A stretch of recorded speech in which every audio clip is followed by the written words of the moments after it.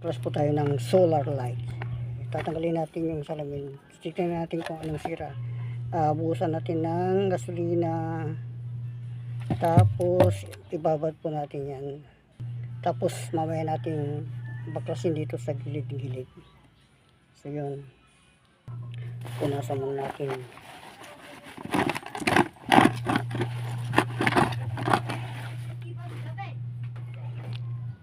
So Ipawit na tsura remote.